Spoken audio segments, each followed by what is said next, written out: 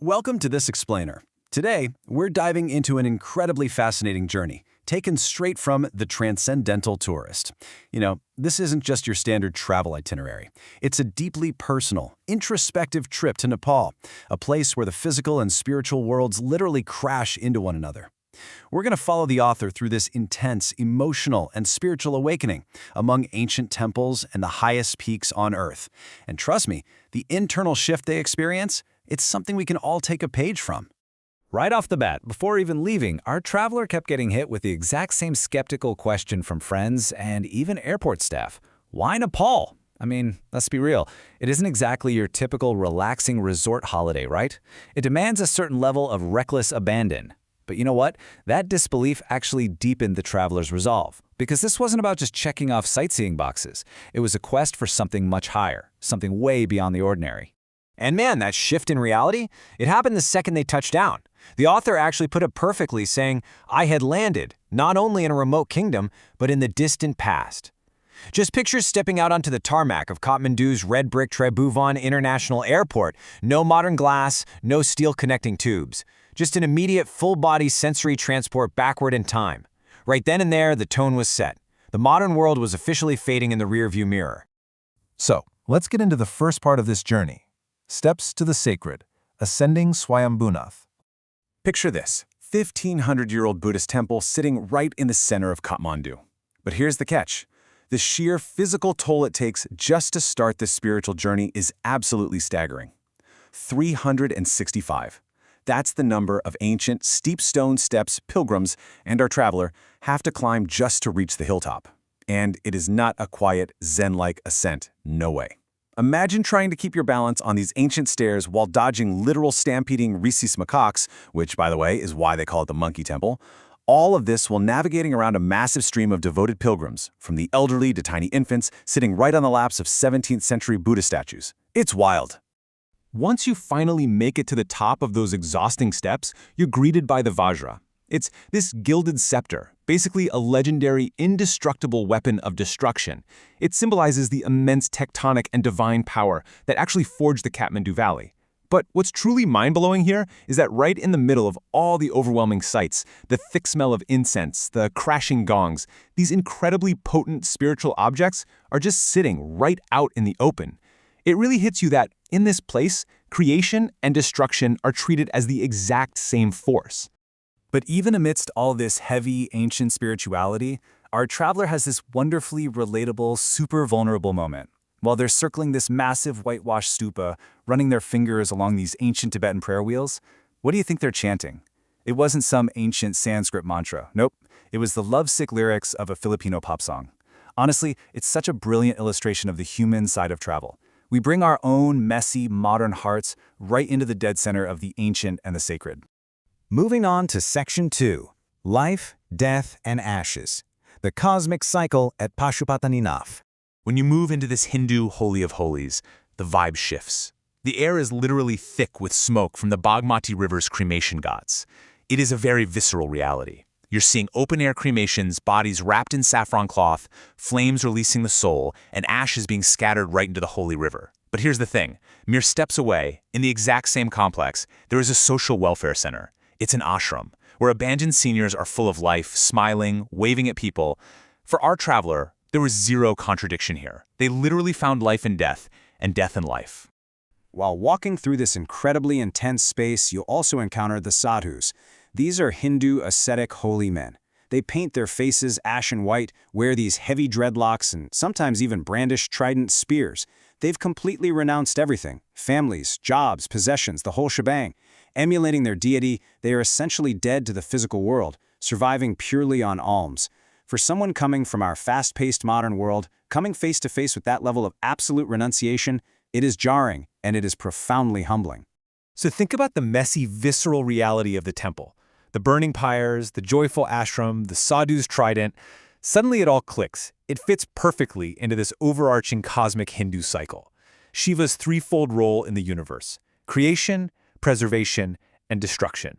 Just as our traveler noted, in this context, life and death are just mere blips in the cycle. The destruction of one form literally just makes way for the creation of another. And suddenly the profound spiritual logic of Nepal really starts to make perfect sense. Okay, on to Section 3, the living goddess, meeting the Kumari of Patan. Now we're shifting gears from the cosmic scale to something intensely personal. We're heading into Darbar Square for a very rare, face-to-face encounter with a flesh and blood deity. We're talking about the Kumari. She is the living goddess, believed to be the actual incarnation of the goddess Durga. Her blessings are highly coveted by literally everyone, from street vendors all the way up to kings. But, as you can imagine, embodying the victory of good over evil in a human vessel, that is an incredibly heavy burden for anyone to bear. And the steps required to step into this life, they're staggering. First off, a young girl has to pass 32 incredibly strict physical and psychological criteria. We're talking everything from having the graceful thighs of a deer to showing immense, unflinching bravery. Step 2, total sequestration. She is locked away in the temple, completely isolated from a normal childhood. She isn't even allowed to let her feet touch the ground outside. And Step 3, it all ends in an instant. Her goddesshood ends abruptly at puberty with the first sign of blood loss. After all that, she suddenly has to figure out how to just be a normal mortal again. Our traveler actually gets a private audience with the Kumari of Patan. This little girl, who is just dwarfed by her massive, ornate headdress, reaches out and presses a cold mixture of paste and marigold petals, a tika, right onto the traveler's forehead. But here's the catch. Instead of feeling this wave of pure enlightenment, our traveler just feels a sharp pang of internal conflict. They actually felt guilty. They questioned the ethics of being a tourist paying for a photo of a cloistered child. It's this super powerful, emotional moment of questioning your own role as a spectator in someone else's ancient, heavily burdened reality. Which brings us to Section 4, Top of the World, the Himalayas Flight. So after diving so deeply into these intense spiritual valleys, it was finally time to ascend to the very roof of the world. 29,029 feet, that is the staggering, mind-bending height of Mount Everest. Our traveler knew for sure they didn't have the hardy constitution to actually trek this thing, so they booked a mountain flight instead. I mean, at 29,029 feet, you are pushing straight into the perilous death zone. The oxygen levels there can barely sustain human life.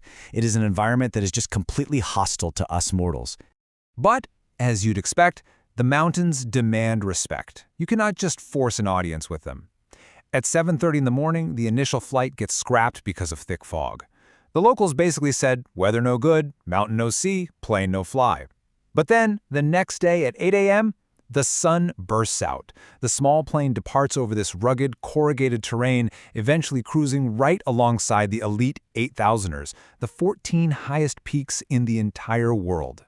And looking out the window brings up this awe-inspiring contrast. Just picture it. You've got this fragile, totally vulnerable 19-seater airplane just hovering in the sky, and right next to it, this towering, unyielding, immortal wall of Himalayan snow and rock.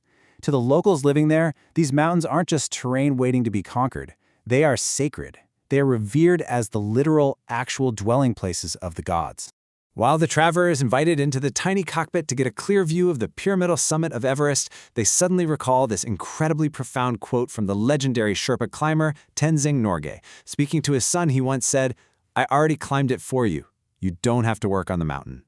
And wow, that triggers the emotional climax of the entire trip. The traveler is standing right there in the cockpit, literally tearing up, just completely overwhelmed by the sheer scale of these mountains.